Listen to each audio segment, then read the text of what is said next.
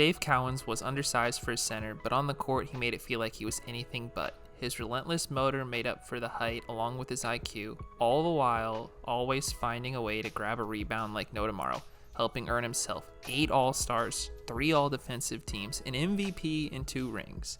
This is a look back on Dave Cowens' Hall of Fame career. Dave Cowens was born in Newport, Kentucky, where he would go on to play basketball locally at Central Catholic High, and he would begin to pick up offers with local schools, but ultimately decided against staying close to home and would go to Florida State, despite his father being against it because of their lack of producing pros at the time.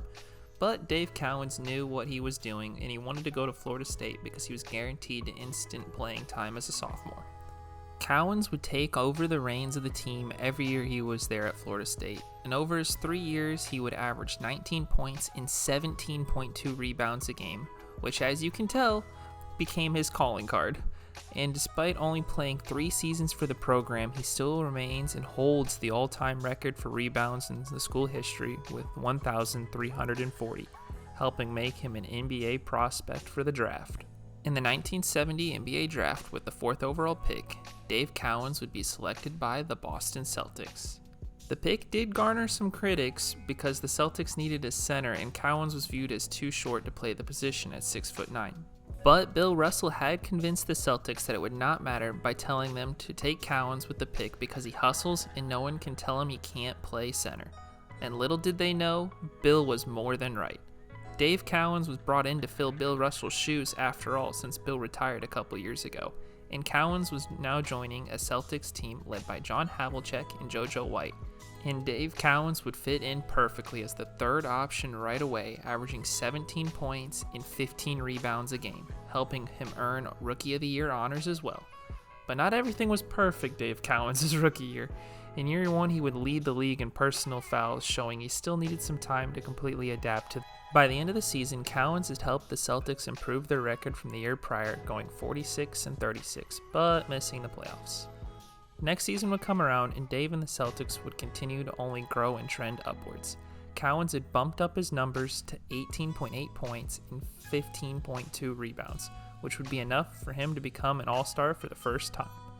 And Cowens would help the Celtics go 56-26, making it back to the playoffs as the number 1 seed.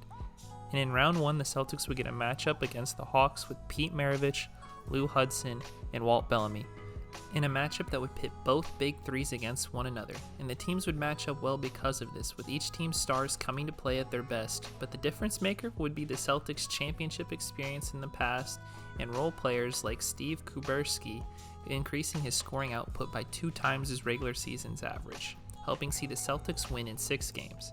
In the Eastern Conference Finals, the Celtics would face the New York Knicks, led by Walt Frazier, Dave DeBusschere, Jerry Lucas, Bill Bradley, and Earl Monroe. As a result, the Knicks over the series would prove to have too many threats on the offensive end for the Celtics to control, seeing the Knicks win the series 4-1. In Cowens' first NBA postseason, he saw his normal averages dip just a little bit to 15.5 points and 13.8 rebounds.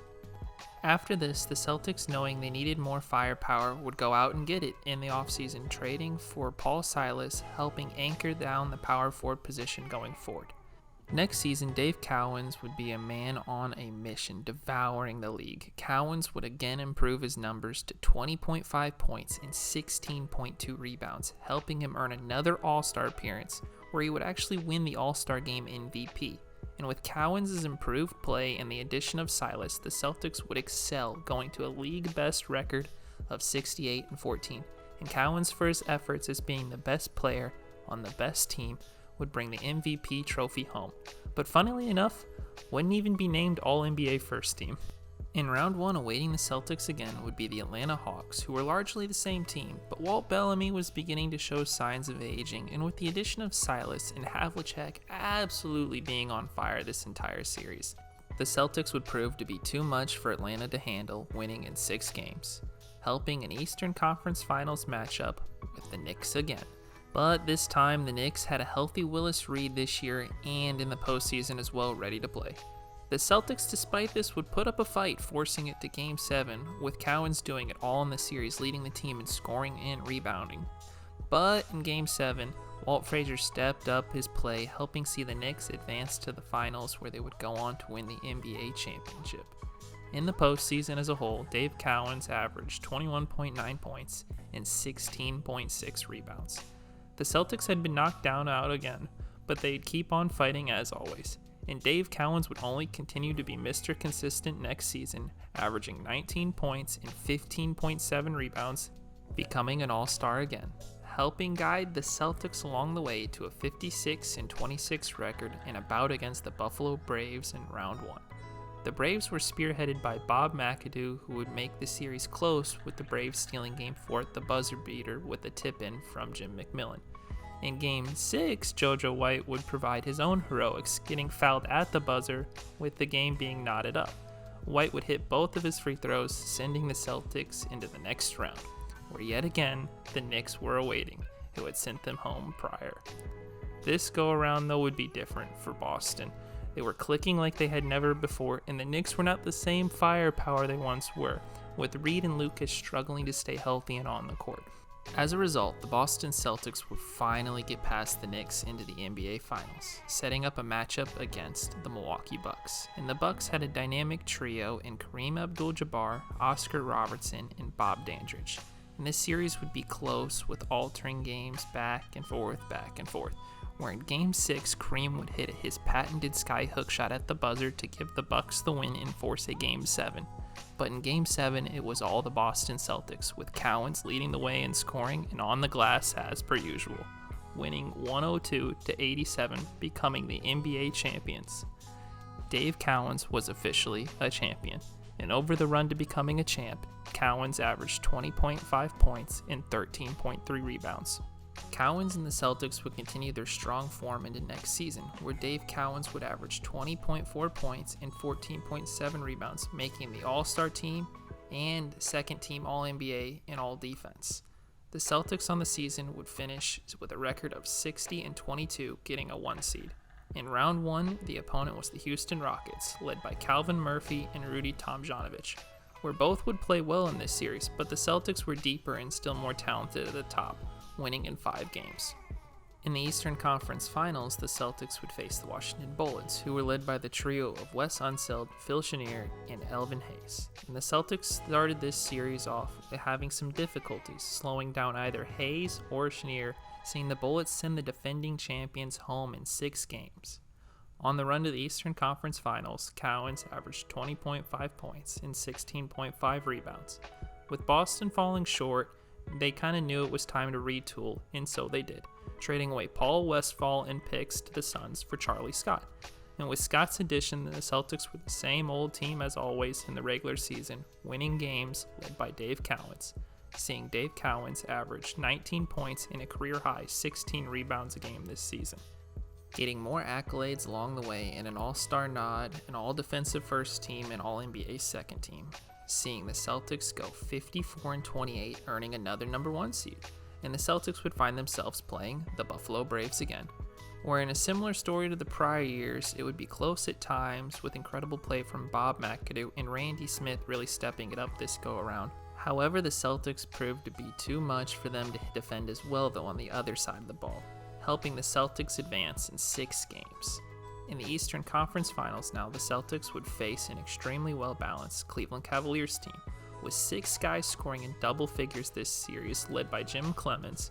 But when push came to shove, the star power and experience favored Boston, helping them win in 6 games. In the NBA Finals, the Celtics would be facing the Phoenix Suns, led by Alvin Adams and Paul Westphal, who would break out this year after being traded as a part of the Charlie Scott deal. The Boston Celtics would jump out to a 2-0 lead on the Phoenix Suns, but the Suns would respond immediately right back, winning 2-0 in the row of their own, making the series all knotted up heading into Game 5, where in Game 5, in most people's opinion, would go down as the greatest game ever played, enhanced, my opinion, by a couple of controversies via the clock and referees. The Celtics would jump out to a commanding lead early, going up 42-20 before the Suns would creep back into the game slowly, finally seeing the Suns tie up the game with only 39 seconds remaining in regular time, where no winner was found after regular time, with both teams missing big free throws late. In overtime number 1, it would be a low-scoring game, seeing with each team scoring only 6 points, and with the Celtics missing a buzzer beater, the game would be heading to the second overtime. In the second overtime, with the minute remaining, Dave Cowens would actually foul out of the game on an offensive foul, shifting the momentum of the game yet again. The Suns were down 3 though, still late, but heroics from the Suns would soon change things in a very quick hurry. Van Arsdale would hit a late shot, trimming the lead to 1. But shortly after this, Westphal would steal the ball almost in Havlicek fashion, and Perry would score, putting the Suns up 1 with 5 seconds to go in the game. But in the clutch moments, none other than John Havlicek stepped back up, hitting a game-winning running shot with 1 second left to put the Celtics up 1. That's at least what most of the attendants thought and would storm the court. Figures out there was actually 1 second remaining on the clock, so the fans would have to be cleared from the floor, and in that time the fans caused a fair amount of damage, even flipping a couple tables and attacking a referee. Once everything was back to normal, the Suns were still trailing by a point, and would actually intentionally decide to take a timeout they did not have, and getting them a technical, where the Celtics would then hit the free throw, going up 2. But since the tech was called, the ball was now advanced past the half-court line, getting a closer shot, thus revealing Phoenix's overall strategy in getting the technical on purpose.